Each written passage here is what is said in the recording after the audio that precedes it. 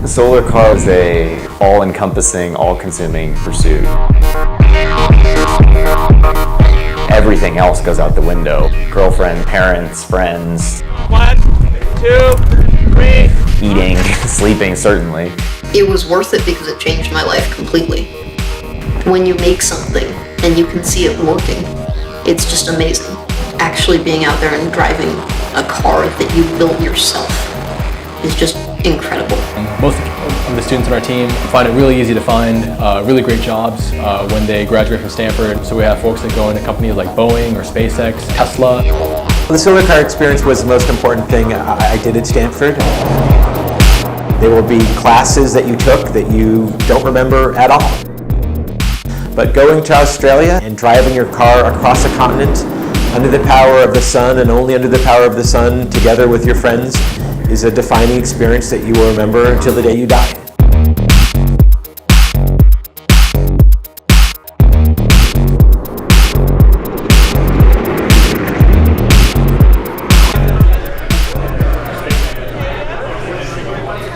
So I'm really excited to be here today. We're here to celebrate our 25-year history at the Stanford Solar Car Project. The Stanford Solar Car Project was founded in 1989 here at Stanford by some really driven engineering students. It's an entirely student-run group. What we do is we design, build, test, and then finally race solar-powered vehicles. So we compete every 2 years in something known as the World Solar Challenge. It's a really large event held in Australia. We are required to drive 2,000 miles across the entire Australian outback just using solar power alone. It's a really competitive event. It's really difficult. This past race was one of the most exciting in our recent history. Our latest car, Luminos, which raced in the 2013 World Solar Challenge, this very grueling race, it did very well.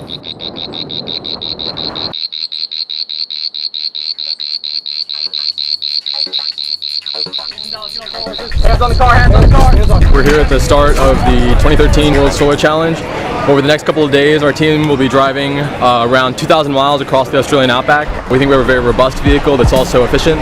So we're looking for a top 5 finish hopefully in this year's race. The race itself has teams from about over 20 other countries. It allows you to see that there are really good engineers and meet really good engineers from every country and every continent in the world. Hi, it was good, totally. And I really think that's a really cool part of the experience. This year we had 15 or 16 team members from Stanford. They're participating in the race. I do love World Solar Challenge. It's so pure as a race. Just point A to point B, first one there wins. Point A to point B happen to be 2,000 miles apart across the most inhospitable land on the planet. I love that. I found that I really like collaborative engineering. I have a lot of fun because I get to work with a lot of really smart people at Stanford. I'm a rising sophomore at Stanford. I'm majoring in mechanical engineering. Try going a few degrees more vertical. Okay, stop. I've actually taken 3 quarters off for solar car. I will finish in 5 years, which will be 12 quarters of school. And my major is computer science. I'll be a 5th-year senior when I get back from this race in computer science. So I'm an economics major at Stanford, and I've been spending the last 2 years working on this vehicle, Luminos, and I also raced with the team in 2011. There are 3 classes that compete in the World Solar Challenge. The class that we competed in is the Challenger class, and that is straightforward racing. You have one person in the car, you're trying to go as fast as you can. All the teams begin in Darwin, which is on the northern coast of Australia, and from there on, the teams are racing head-to-head to Adelaide, which is the finish line of the race. Darwin, Australia is a very special place in the minds of a lot of people on our team. It's in the subtropics, so it's hot, it's humid, there's a lot of mosquitoes and other bugs, and then on top of that, there's crocodiles, plenty of dangerous poisonous things. We usually set up ourselves in a hostel. The majority of our time in Darwin is spent at a racetrack called Hidden Valley, focused on doing last-minute preparations for the race itself.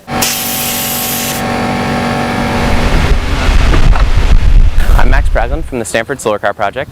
I'm an electrical engineer on the project, and I've been working with the team for about 2.5 years. I joined actually about exactly a year ago, and just the fact that I'm here in Australia now is pretty crazy. In the World Solar Challenge, the teams that place in the top 3 will actually receive recognition in a big medal. So basically, the gold, silver, and bronze teams are kind of the top teams the next 2 years throughout the globe. For the last 6 or so races, there's been 2 teams that have traded back and forth winning the World Solar Challenge. The Dutch team, Nuon, and also the Japanese team, Tokai. And then the University of Michigan is also another top team. They've consistently been in the top 3. There's always naturally a little bit of a competition between Michigan and Stanford. We were focused on them. We wanted to beat them. They wanted to beat us. That's a good rivalry. Michigan is a fantastic team, and Michigan provided all the incentive we needed to sort of pull those extra late nights. We were kind of in the dark with respect to Twente. We had gotten to know these guys, and they're really funny people. Yeah, definitely one of the fastest teams in the whole race. Very good team, master students. In the Netherlands, they take a year and a half off to do it. They build a beautiful car, races very fast. One of the cool things about our team is that we're completely student run, and our university involvement is really there to support us, not to direct us. A lot of these other teams are run by professors. They're either completely or mostly grad student composed, and it was really cool for us to see how these other teams are run that were really a lot older than us, a lot more experienced. Right now we're at Darwin Showgrounds, where they're staging the event Scrutineering, where all the teams that are competing in the race this year go through about 4 hours of regulation checks with the officials for the race. Not related to the famous Henry Ford, by any chance? Not that I know of. I mean, it's worth having a look. One of the first stations that our team goes through is a battery check station. At high noon, when the sun is high above the sky, our team will use the solar array to charge those batteries, so that at the end of the day and in the early morning when the sun is low in the sky, we can still cruise the same speed using the extra energy stored in our battery pack. I'm curious to see what other teams have for their battery packs. Most teams keep them pretty under wraps. This was just a station to go through and you put orange string across the pack so that if we were to tamper with any cells, it would be obvious that something had happened. It's just sort of a safety check that they have, that teams are following the rules. Hopefully in the course of the race, we'll never open the battery pack again, and we'll open it in Adelaide, and the string will still be on, no problems. Thank you very much. Thank you. Lovely looking. Thank you. Delighted to see it, so good luck in the event. Great, thanks. I'm expecting big things of you. We'll see, we've been practicing. One of my main projects was building the battery pack mechanically. Max Praglin did the electronics, and Rachel Fenichel did the code. Merry Christmas, have a battery pack. Oh, yeah. Okay, got it. You start the race with a full pack. You're fully charged in Darwin, and you end the race with an empty pack. So some days later. So you don't discharge to 0 every day, and you don't recharge to full every day. My other role on the team as of recently has been working on our race strategy, and part of that is having good models of the car. So I've worked very carefully to identify how the car performs in different conditions, and then use that information to decide how fast we drive the car. If you go faster, you're actually burning quite a bit more. Sometimes it'll be better to go faster by 1 kilometer an hour over a long period of time, rather than faster by 5 or 10 over a short period. It depends on what your strategy guys are saying you should do. It depends on what you think the weather will be ahead and whether you have to outrun clouds, stuff like that. 3, 2, 1, go. One of the more fun parts of scrutineering is the driver egress test, whereupon the driver must be seated inside the car with their seatbelt on and get out of the car, and I believe it's 12 seconds. So out of the car. But the way it works is you get locked in the car and you have your harness on and your helmet on and the radio, and they give you a countdown. 3, 2, 1, go. And then timer starts and you have to get out all by yourself. A lot of things could go wrong. It would require a driver to get out of the car immediately. Most obvious being some sort of a fire in either electronics or the battery systems, which do happen. With Luminos, it was pretty easy to get in and out of. Some folks actually have to transform from designers to race car drivers, like Anna Olsen. One of the roles that you played in Australia was that of driver. And can you explain for everybody, what is the experience like of driving Luminos?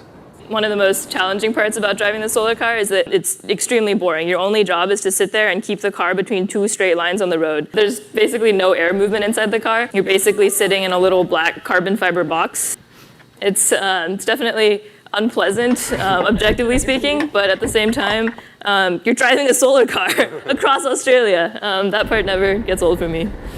Our organization has kind of a dual purpose between providing educational experience for the students on the project and making a really high performance vehicle. should I redesign this? Should I do something new? It would be a little more educational for my members. So really navigating the trade-off between good race performance and doing things that are new is probably the toughest challenge. My name is Alex Tilson. I'm a 1992 graduate of Stanford. So I was at the very first meeting that the Stanford Solar Car Project has ever had. It was freshman year, 1989. No one had built a solar car before. It's the first drive we're doing in Australia.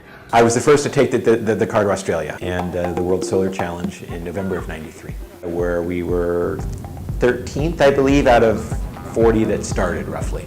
And that remained the Stanford speed record across Australia for 20 years, much to our surprise. The teams that went subsequently didn't finish. I know at our company, our entrepreneurial success, I partially relate back to the solar car experiences.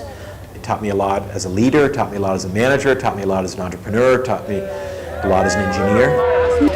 The solar car team and technologies are usually ahead of their time in terms of looking at the next best generation of batteries, the best solar panels, best motors and efficient converters, things like that. Most of my involvement with the solar car team was toward the end of when I was at Stanford. I had many friends that were part of that team throughout my time there, and I recruited most of the people from the team when we started Tesla, and was a key thing in the beginning of Tesla. I think it matters more than most classes you could take. I mean, it's one of the things that even today at Tesla we look at on resumes and place it higher than perhaps GPA, or even perhaps higher than what classes they've decided here and there.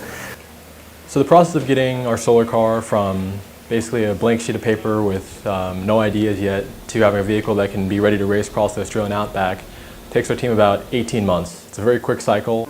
We'll spend about 3 months doing preliminary design work. Once we get to the mid-fall, we'll start doing some of the manufacturing work. The vast majority of the components in the vehicle we actually manufacture here on the Stanford campus. For example, the carbon fiber composites, we ramp that up in the late fall going into the winter. Basically the entire vehicle's composite monocoque chassis and exterior shell is made out of carbon fiber. We have a lot of titanium components in the vehicle.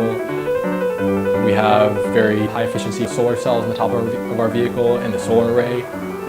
And our team usually spends about 2 or 3 months doing testing here in California for the most part. For example, we'll spend a lot of time in the Central Valley where there's a lot of open farmland where our team can do testing that's a lot more similar to the Australian outback.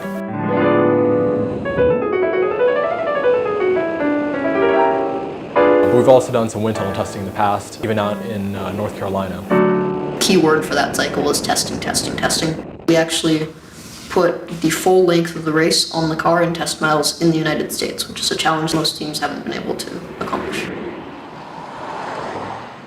This year our team was very fortunate in that we had a couple hundred great sponsors that supported our team. Altogether, the program this cycle had about $1.6 million worth of parts and cash that were donated to our program. Of that, maybe $400,000 was cash, and the rest were parts that were donated to our team. For example, Panasonic was one of our big sponsors this year that provided battery cells for our vehicle. So the Stanford team assembled hundreds of our cells into various blocks.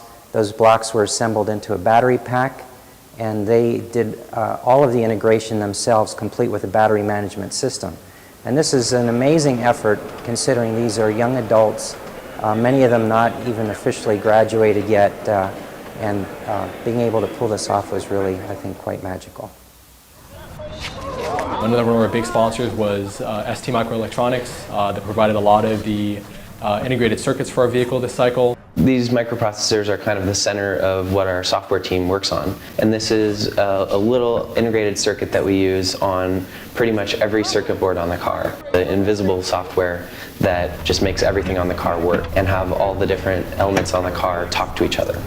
We've been sponsoring it for, I believe, 6 years now, okay, and we'll continue to support it because now we're very involved, right? And it actually goes quite fast. I accelerated, I thought I'd scare the crowd by driving at them, and they got the message, get out of the way. It was great, no, it was good fun, good experience. What I was fascinated by was how they do everything on this car from scratch. It's an amazing achievement for undergraduates. They have to still study and get their homework in, as we all know, okay, on time, and get their projects done. At the end of the day, it's also a lot of fun. And I think that's what comes across. They really enjoy it and are very enthusiastic. And that's it. And like all semiconductor companies, there's a method in our madness. We're a European company. We're in the middle of California. What better place to become famous is with the next generation of engineers, right? Catch them early, as they say. So it's a fantastic project to be involved in. It really is. It's better than even I expected. I mean, people have been telling me about it for years, but now I've been up close and personal, if you like. It's impressive, really impressive.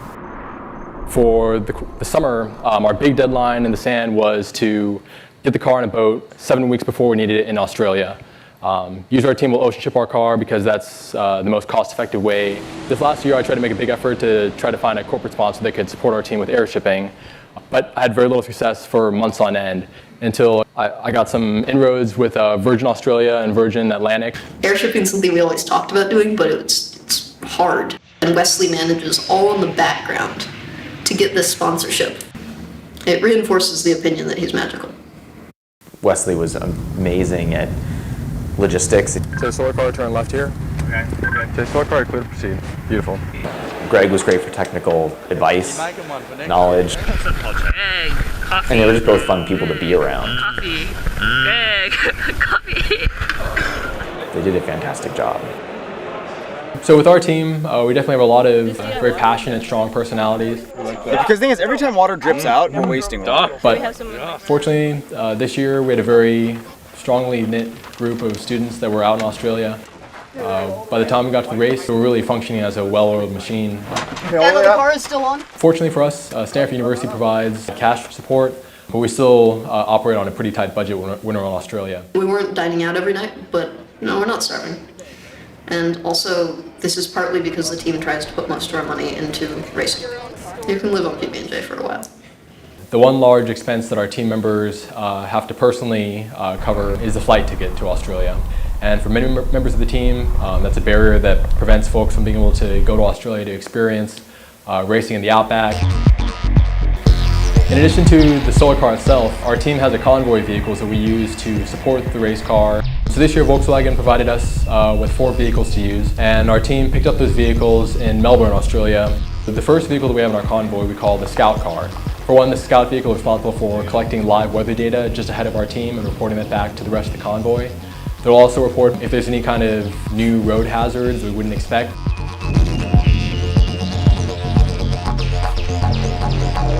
Australia does have a lot of kangaroos, and they're actually primarily nocturnal creatures, so they'll kind of get attracted to this road surface at night when the road is warm and the weather's cooled down a bit. And the problem with this is that there's road trains, these 3 or 4 trailer long semi-truck configurations. What they have adopted is, they'll call them roo guards, where it's just a steel grate in front of the truck. They won't stop because they can't stop, and they'll just run these kangaroos down. And it happens, there's roadkill on the road, and we have to navigate that the next day. The next vehicle in the convoy is called the lead vehicle, and this vehicle will run maybe 500 yards in front of the solar car itself. And then just behind the solar car is the chase vehicle. And the chase vehicle is usually kind of the headquarters of our race convoy. And then the final vehicle that we have in our convoy is our trailer vehicle, which we use to carry all of our tents, all of our camping gear, and also some of our race equipment as well.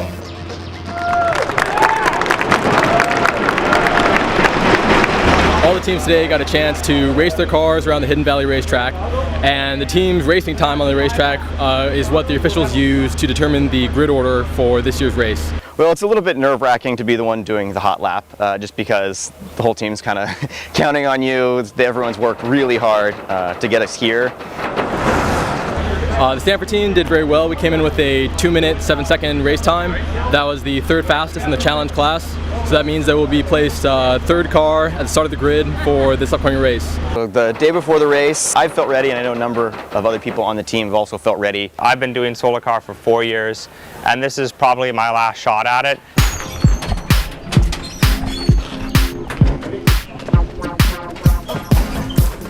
So today is race day. It's a little surreal to be here. We're all obviously very pumped up, a lot of adrenaline flowing. None of us have slept all night, waking every hour in anticipation of the day. We're just really excited.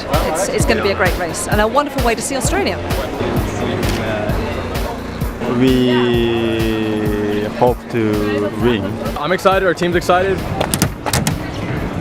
Feeling good, got a good night of sleep, and we're ready for a long race. You kind of start to reflect a little bit on 18 months of everything. I mean, the sleepless nights, the joy of something working, the bickering about what is the best design, what's not the best design, just the agony and the ecstasy of it all. So my parents have decided to come to be the, as they call it, drive the chuck wagon for the team. Like my wife says, we're chief cooks and bottle washers. We're making sure that the team stays full. We're the cookies. They'll be making our food and just handling the food logistics for the whole trip. The nice thing about that is it means the team doesn't have to worry about food. They can take a big chunk of work off of the team and leave us to sleep and make sure the car goes really fast. Really excited. It's been a long process, and here we are. The door was, at Thanksgiving 2 years ago, was a piece of cardboard, and he was, designing it. So it's just fun to see it go from the idea to this. The other guy that came was named David Olson. He was a fantastic asset to have because he knew outback weather really well. I believe that at the present time we're looking at some bad weather towards the last day, what we hope to be the last day of the race. If we can get there and fast enough, we should be able to avoid the worst of it. And then if we don't go fast enough, we could run into some bad weather near Adelaide. With a solar panel, you can see your power drop to near zero with a cloud in front of the sun. And we think that if there's enough sun, that we should be able to have enough energy in our batteries to make it down to Adelaide. But it's really kind of a scary game to play when you don't know if you're going to make it to the very end. I'll be driving the first shift, which is exciting, but it's probably one of the more complicated shifts just because you're in real city traffic. The nice thing is I've got, the convoy knows what to do, we're rehearsed at this, we've done this, we're ready to go racing. On the first day of the race, the teams are released off the starting line every 30 seconds or every minute or so.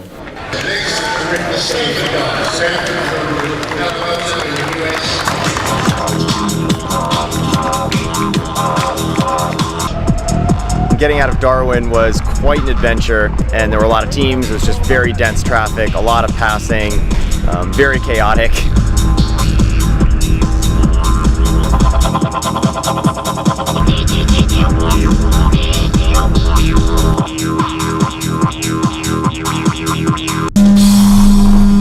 Over the course of the race, there's 9 or 10 control points that teams hit in the biggest cities on the Stewart Highway every few hundred miles. The biggest cities might be a city with a population of 30.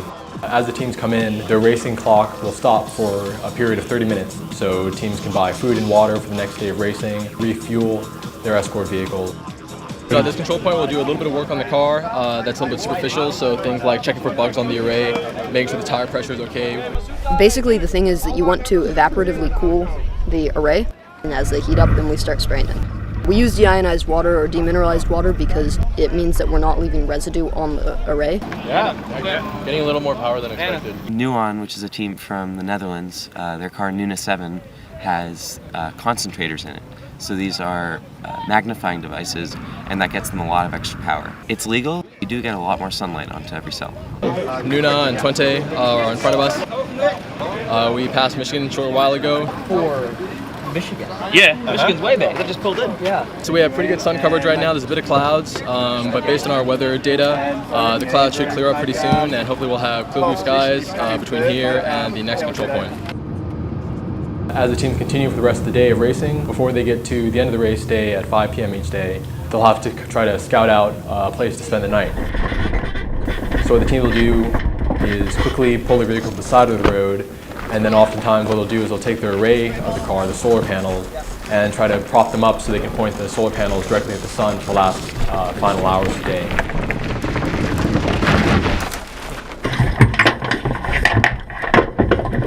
Finally being in the race was definitely exciting, although that sort of wore off after the first hour, and then it was just a struggle to, keep wiping the sweat off your face, and but it was a good time. 3, 2, 1, up. We're fourth now currently, and ahead of Michigan.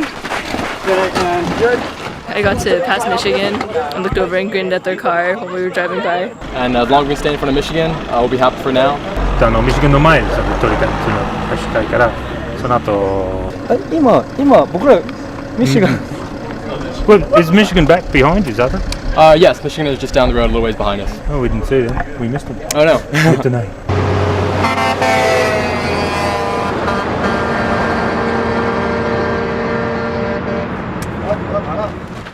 we set up the array stand, picking a position where we're going to get the most sun that we can. We need to rotate the back of the car closer to me. What they can say is, okay, I think that you should go up by this amount, and that's kind of eyeballing it based on angles that we can see. All right, that's pretty good. But then after they say, I think we should do this, they can actually check. We have a telemetry system, and so we're getting data from the car directly to a laptop.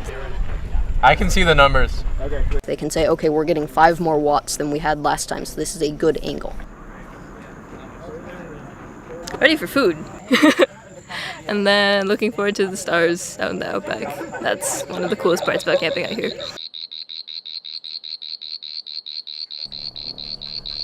We wake up before the sunrise, we get the array stand out, we push it upright and we point directly at the sun. And then what people do is we adjust the angle of it back as the sun goes up, still keeping it pointed directly at the sun. It was nice to camp in front of Michigan for the night. We'll see how long that trend can hold.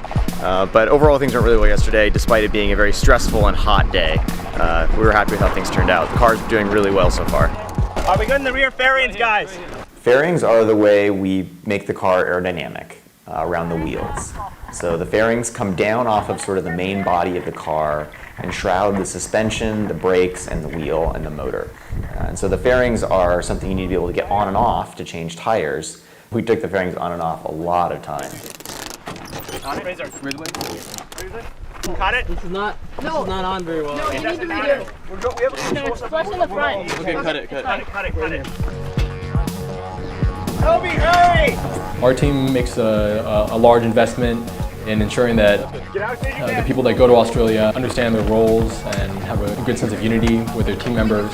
There's definitely other teams that may have a lot more drama, so as much as we can, we try to avoid any kind of conflicts we would have at the last minute when it comes down to actually racing across the outback.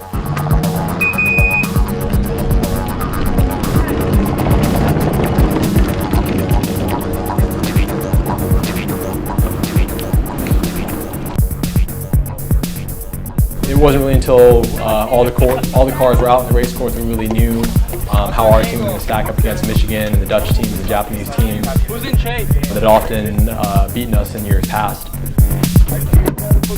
This year, the Stanford team had a couple of alumni from our project that were tagging along with our team, most of which were from Google actually. They were rooting our team along. They were also doing some recruiting at the same time. What Solar Car does do that's really good is it's just the absolute best training ground for new engineers to really get some experience under their belts before going off into the world. The last few people who have joined the Google X, well, self-driving team mostly, have been from like the Michigan Solar Car team, the Minnesota Solar Car team, and the Stanford Solar Car team. I guess I should say that Solar Car is about like 95% of the reason why I got my job.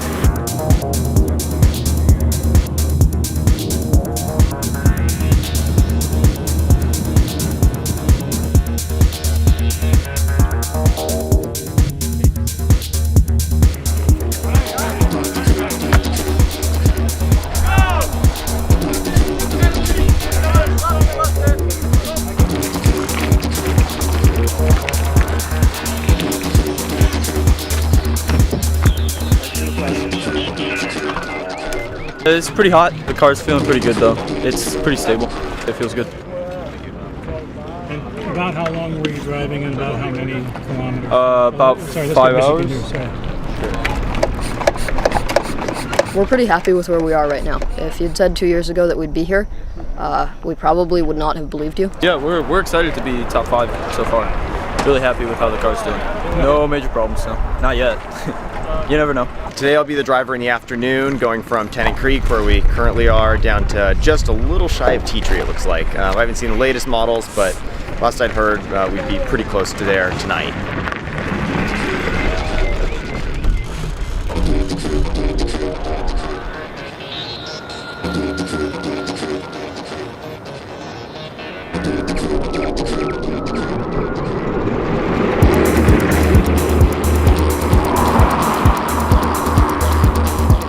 We're in the outback now, and you can kind of tell. So it's a little more sane driving. You can run your own race now, as opposed to having to jockey with other teams a whole bunch. So it's a little more relaxed in that sense.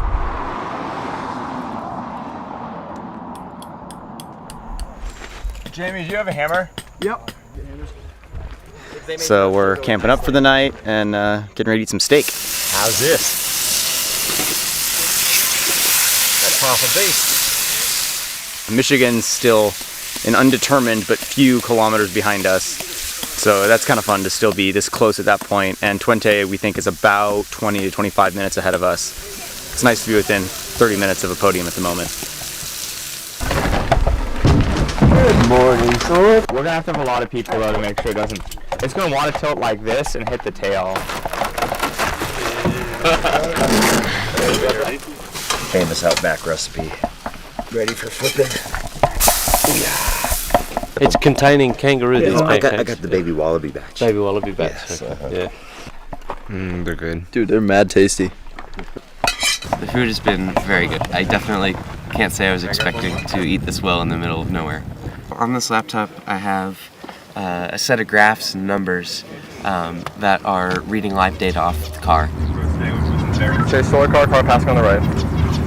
And the idea is that by looking at the live data off of the car, I can match that up to our predictions that we've made. So within a few minutes of noticing that we have more power in our battery than we had originally planned, I can look at our numbers, see what speed we should go to kind of match our predictions. The biggest city that our team hits over the course of the race is Alice Springs, which is right in the center of Australia. The Stanford team is well over halfway through the race now. We've been cruising anywhere between 85, just over 85 kilometers an hour on a daily basis right now, which is fast for our car, fast for a lot of teams. All right, brakes. My name's Peter Collins. My duties as an observer is to observe the activities of the team and record anything that might be a little bit out of the abnormal and pass it on to the officials. And so since leaving Darwin, I've been with 3 different teams. It's good fun, and of course coming home with all the teams is a wonderful experience because you do meet some young people who are our future, and I think it's rather exciting to see them at work.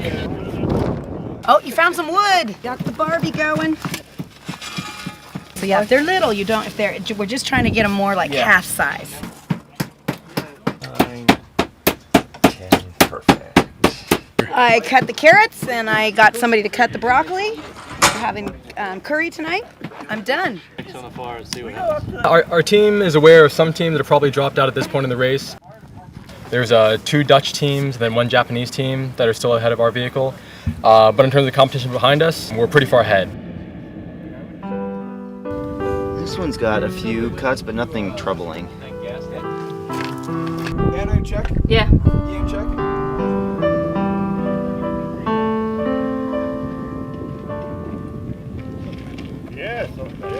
Everything has been going very well so far. The car has not broken down. We've been sticking within a few kph of our projected speed from the first day. We have plenty of battery pack. There's a lot of good sun right now. It looks like we're going to keep up a tailwind until we get towards the coast.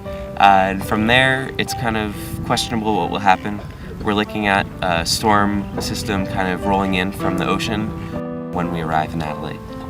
So looking forward to another day of driving really fast.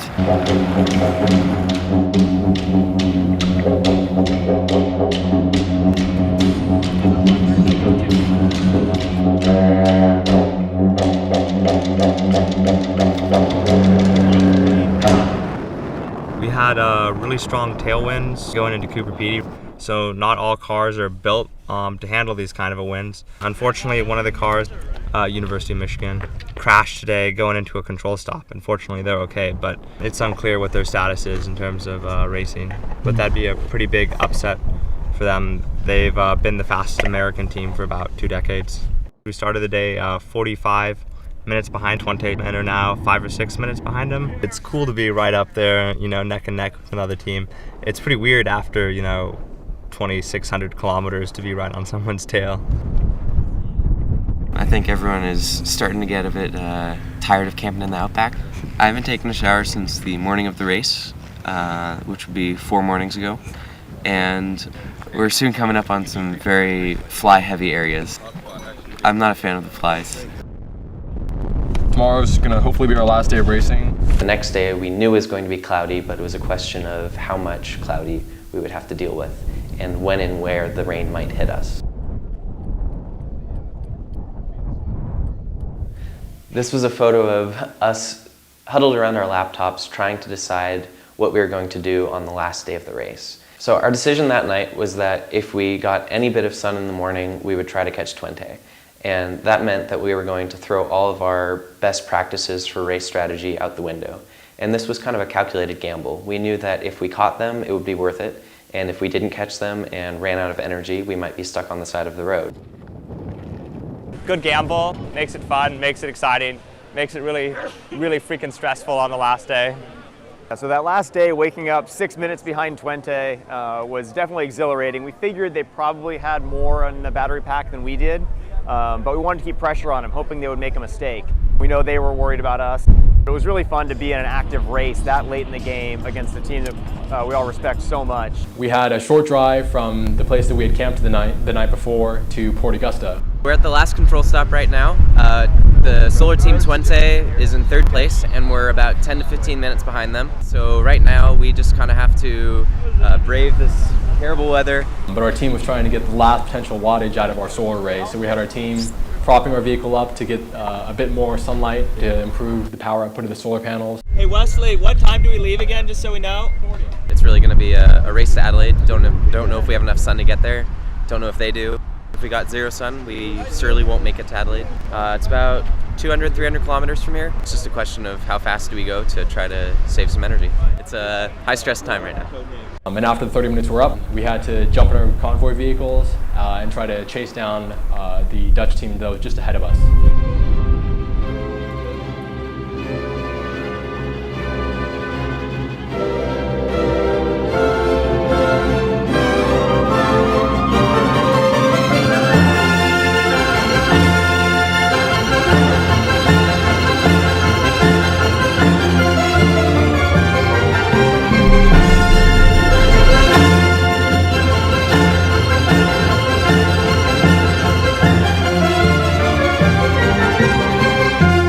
So the rules of the race dictate that we must always be traveling at least about 35 miles an hour when we're on the road. And for the last day, we went about 35 the entire way.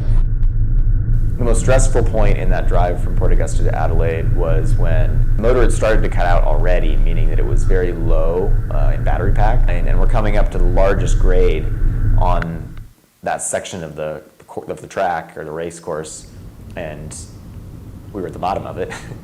And it was raining very hard. My vision was highly obscured by fog, so I couldn't see very well. About halfway up, I realized, uh-oh, we're not really gonna make it. Luckily, there was a little rest stop and a pull-out at the top of the hill.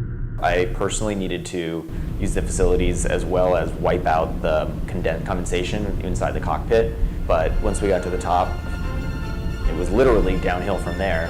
Fortunately, we only had to stop twice briefly. Unfortunately, the Dutch team Twente ahead of us had a bit more energy, and they were able to pull away from us on the final day of racing.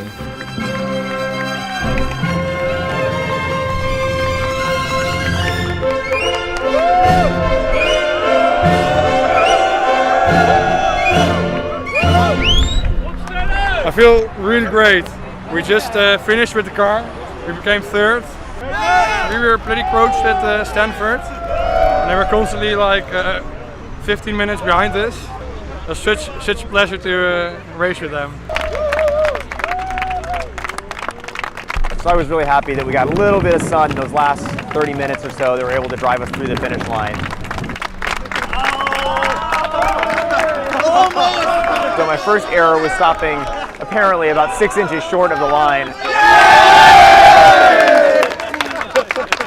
It was a really nice culminating experience, getting 4th place.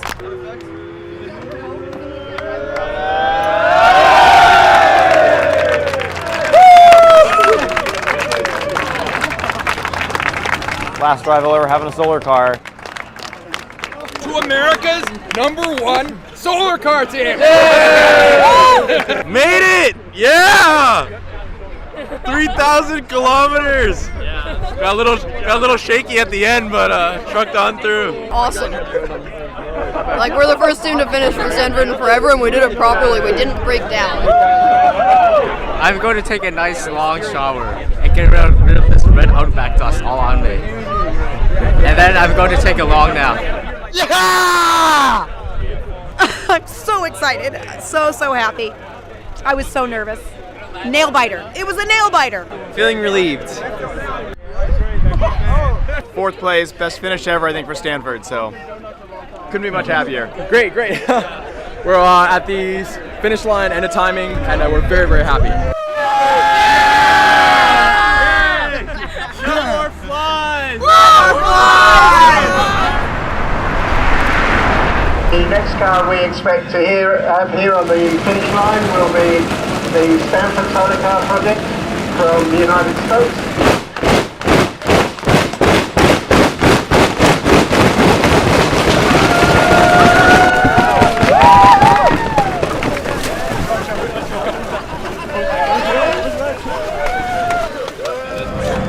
So what happens here is the chief energy scientist checks all the battery seals. Thank you very much. I like this pack, it's nice. Not a speck of dust or anything on it. Congratulations, it's a very nice pack. Thank you. Yeah, it's really good.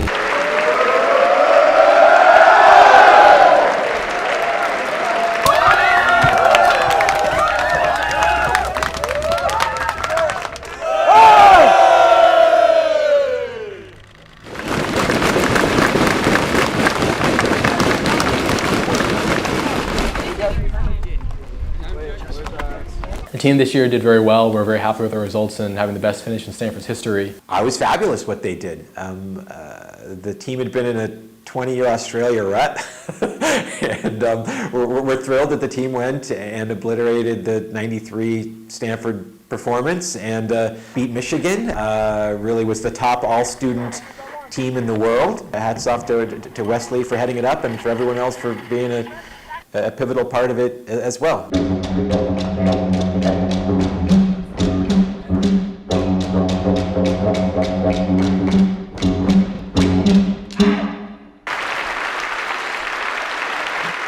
There's also usually an award that goes to teams that are recognized for their, spirit in the event itself. The 2013 Bridgestone World Solar Challenge, the David Fuchak Spirit of the Event Award, is presented to Stanford.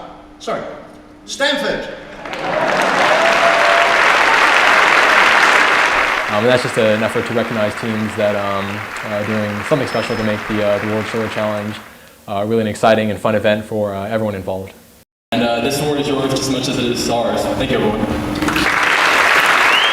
I would easily rank the Stanford Solar Car experience as my top experience I've had here at Stanford, but there's still some lingering stress, I can say, from the last year and a half, and I'm sure I've taken months, if not years, off my lifetime by the amount of stress that I've gone through.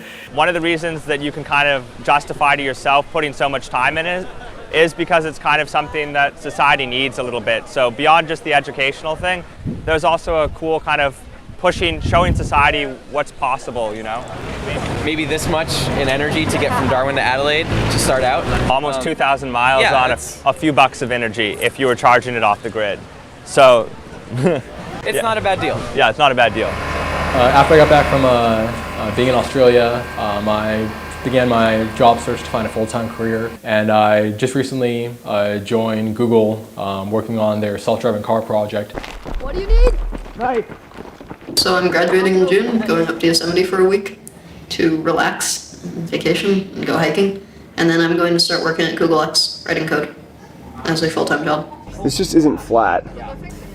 Yeah, I was working at Tesla the spring and summer leading up to the race. So now I'm full-time at Tesla in the battery design engineering group. There's no question that I would not have gotten my very first internship at Tesla without what I learned at Solar Car.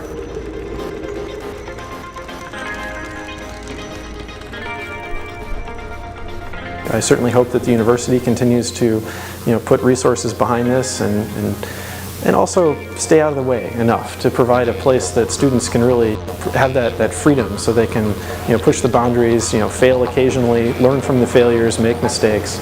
That was one of the, I think, instrumental parts of Solar Cars. There was never a safety net to prevent you from making, really bad mistakes. And you learn amazingly quickly in an environment like that. It's a little bittersweet to see it finally end, but I'm glad I got to go out on a very high note like this, and I have so much confidence in the people that are coming up. We just had such a great group of young people join this year. The team's in great hands. Can't wait to see what comes next. That's what's really incredible about this experience to me, is that you join as a wide-eyed undergrad with no concept of anything that you think would be useful to the car at all, and then eventually you realize that at some point between Australia and where we are now, the wand has been passed down, and it's our turn to build a solar car.